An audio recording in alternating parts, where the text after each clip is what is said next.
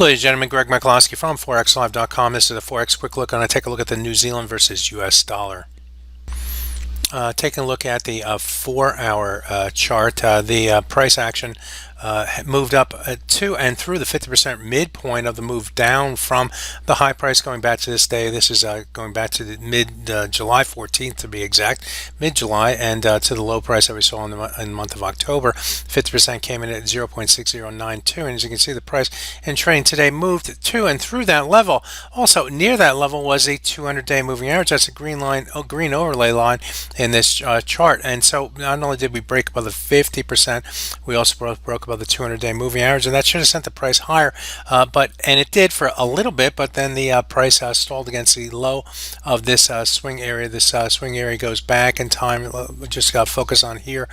Goes back a long way through here where we had different swing lows and swing highs. You can see it was a ceiling here, and then it became a floor here, and then became a ceiling again, and then a floor through here. Got a little messy here before moving to the downside, and did not return to that area until we did today, where the price came to the low of that swing area and found willing sellers. So the buyers had their shot above the 50%, above the 200-day moving average right here, and they took it and they missed. Okay, the market failed.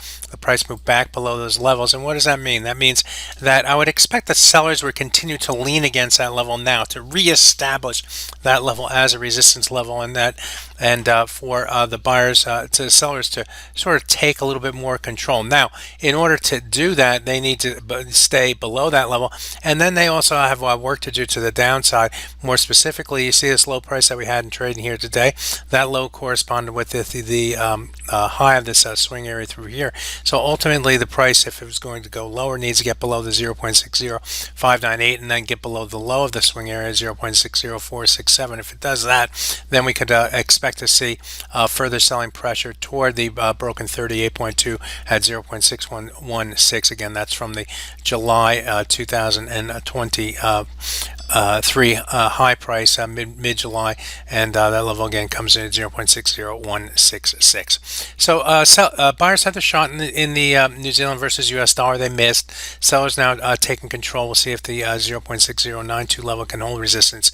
My name is Greg Mikulowski. Good fortune with your trading. Bye bye now.